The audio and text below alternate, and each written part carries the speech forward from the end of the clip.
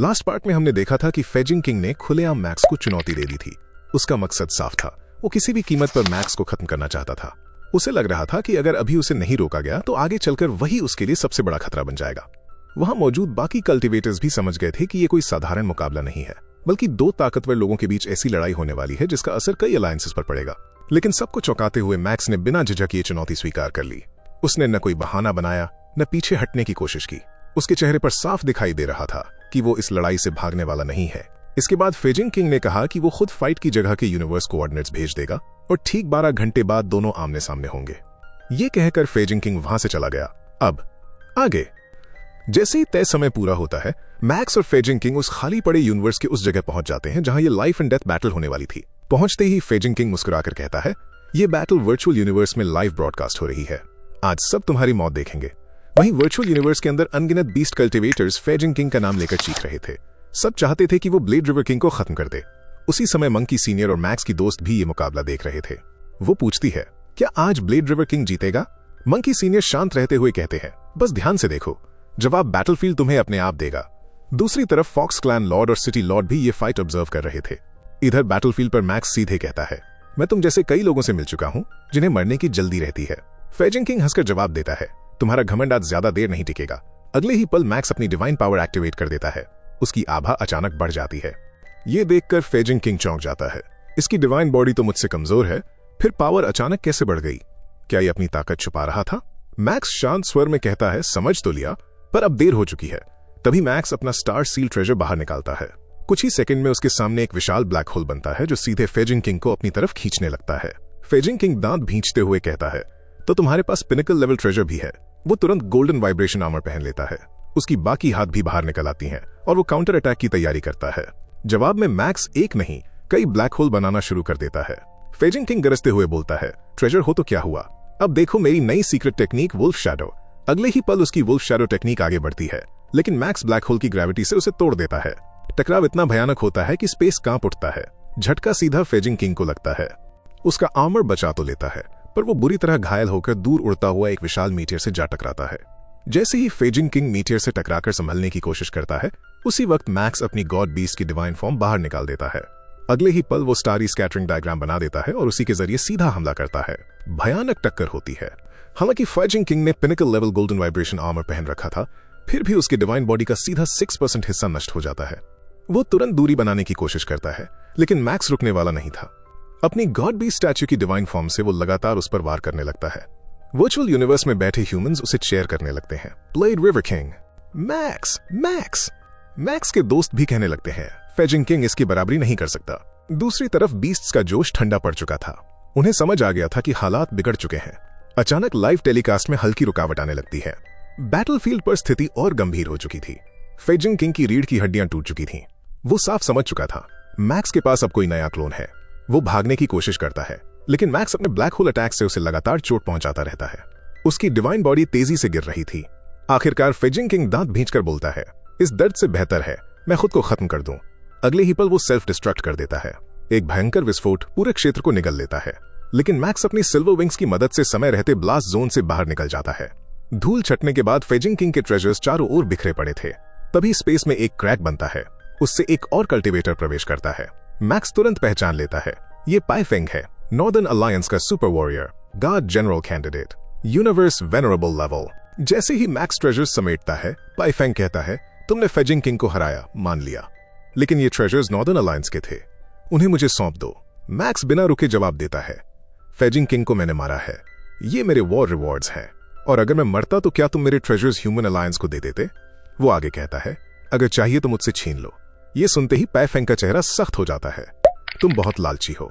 Max पलटकर कहता है, और तुम बेवकूफ हो। अगले ही पल पाइफेंग का गुस्सा फूट पड़ता है। वो बिना चेतावनी दिए सोल अटैक करता है। हमला सीधा मैक्स की सोल पर पड़ता है। उसकी सोल क्षण भर के लिए शरीर से बाहर खिंच जाती है, लेकिन किसी तरह मैक्स खुद को संभाल लेता है, सोल को वापस कोर में खींचता है और तुरंत सिल्वर विंग्स एक्टिवेट करके वहां से तेजी से भागने लगता है। अब असली खतरा शुरू हो चुका था। फेजिंग किंग की मौत बस शुरुआत थी। सामने अब एक और भी ज्यादा खतरनाक दुश्मन खड़ा था, पाइफेंग। जैसे ही मैक्स सोल अटैक से बचकर पीछे हटता है, ये देखकर पाइफेंग का गुस्सा और भड़क जाता है। वो तुरंत अपना डोमेन एक्टिवेट कर देता है।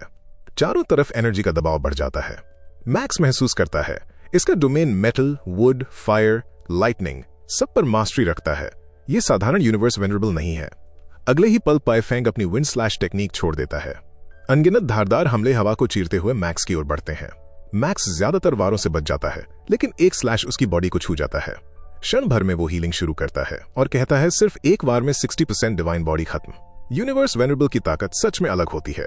अच्छा हुआ मेरा क्लोन मुझे डिवाइन पावर सप्लाई कर सकता है। दूसरी ओर पाइफेंग शॉक रह जाता है। इसकी डिवाइन बॉडी गिरी फिर वापस भर गई। ये क्लोन टेक्निक यूज कर रहा है। अगर इसे मारना है तो इसके क्लोन को भी खत्म करना होगा। अब वो एक और टेक्निक तैयार करता है। एनर्जी का स्तर अचानक कई गुना बढ़ जाता है। मैक्स तुरंत समझ जाता है ये अल्टीमेट टेक्निक है। यूनिवर्स वेनरेबल आपस में इसी से लड़ते हैं। अगर ये मुझसे टकराई तो मैं तुरंत खत्म हो जाऊंगा। वो सोचता है क्या मुझे गैलेक्सी एंशिएंट शिप यूज करनी चाहिए? नहीं, टाइम डोमेन में फंस गया तो ये ट्रेजर भी छीन लेगा। उसके पास एक ही रास्ता बचता है। मैक्स तुरंत अपना रेड सी क्लोन बाहर निकालता है। क्लोन अपना विशाल पाम आगे बढ़ाकर उस विनाशकारी अटैक को रोकने की कोशिश करता है। भयंकर टक्कर होती है। क्लोन का आधा हाथ उसी पल नष्ट हो जाता है। पाइफेंग चौंक उठता है। ये कैसी स्पेशल लाइफ फॉर्म है? मैक्स कहता है इतना बड़ा अटैक रोकने के बाद भी 9% डिवाइन बॉडी खत्म, ये सच में खतरनाक है। पाइफेंग ठंडी आवाज में कहता है तुम्हें लगता है बड़ी डिवाइन बॉडी तुम्हें बचा लेगी? अब मैं तुम्हें असली पावर गैप दिखाता हूं। लेकिन उससे पहले मैक्स अपने क्लोन को सेल्फ डिस्ट्रक्ट कर देता है। एक भयंकर विस्फोट पूरे क्षेत्र को निगल लेता है। उसी पल मैक्स पीछे हटकर पूरी ताकत से भागने लगता है। भागते हुए वो देखता है 9000 किलोमीटर के दायरे वाला क्लोन एक्सप्लोड हुआ, फिर भी इसकी बॉडी सिर्फ 20% डैमेज हुई है। पाइफेंग क्रोध से कांप उठता है। वो दोबारा हमला करने ही वाला था कि उसी स्तर का एक और व्यक्ति वहां प्रकट होता है, जी फेंग। वो सीधे पाइफेंग के अटैक को रोक देता है। मैक्स तुरंत पहचान लेता है जी फेंग हंग अलायंस के 7 star Lord, guard general candidate. अब स्थिति बदल चुकी थी। पाइफेंग समझ जाता है 20% डिवाइन बॉडी डैमेज के बाद वो जी फेंग से सीधी टक्कर नहीं ले सकता। वो पीछे हटते हुए कहता है आज तुम्हारी किस्मत ने तुम्हें बचा लिया ब्लेड रिवर किंग, अगली बार इतनी आसानी नहीं होगी। इतना कहकर वो स्पेस को चीरते हुए वहां से गायब हो जाता है। बैटल खत्म हो चुकी थी, लेकिन दुश्मनी अब और गहरी हो चुकी थी। इधर मैक्स वापस वर्चुअल यूनिवर्स में लौट चुका था। उसकी जीत की खबर फैल चुकी थी और हर तरफ उसी की चर्चा हो रही थी। कई यूनिवर्स वेनरेबल जो पहले उस पर शक करते थे अब खुलकर उसकी तारीफ कर रहे थे। इसी बीच मैक्स मंकी सीनियर के पास आता है और उनके सामने एक बड़ी सी अल्कोहल बोतल रख देता है। बोतल देखते ही मंकी सीनियर के चेहरे पर मुस्कान आ जाती है। दोनों एक शांत जगह पर बैठकर ड्रिंक करने लगते हैं। मंकी सीनियर कहते हैं तुम्हारी बैटल कमाल की थी। जो यूनिवर्स वेनरेबल तुम्हें पसंद नहीं करते थे उनकी भी आंखें खुली रह गईं। मैक्स हल्की मुस्कान के साथ जवाब देता है पिछले कुछ समय से मेरे पास भी बहुत सारे मैसेजेस आ रहे हैं। लगता है लोगों की सोच बदल रही है। तभी वहां गोई आ जाता है। वो हंसते हुए कहता है अरे तुम दोनों मेरे बिना ही सेलिब्रेशन शुरू कर चुके हो। अब वो भी उनके साथ बैठ जाता है।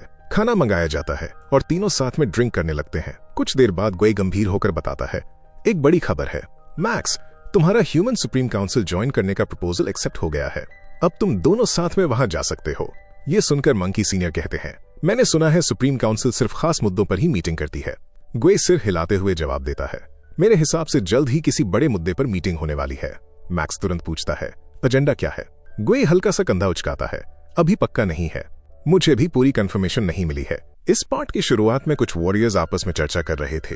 एक कहता है कल मैक्स और फेजिंग किंग की फाइट में अचानक ब्रॉडकास्ट बंद हो गया था। लगता है फेजिंग किंग ने खुद बंद कराया होगा। ब्लेड रिवर किंग ने उसे बहुत बुरी तरह हराया होगा। दूसरा वॉरियर धीरे से जोड़ता है मैंने तो सुना है कि बाद में पाइफेंग भी उसे मारने पहुंचा था, लेकिन ब्लेड रिवर किंग ने उसे भी गंभीर रूप से घायल कर दिया। ये सुनते ही बाकी वॉरियर्स हैरान रह जाते हैं।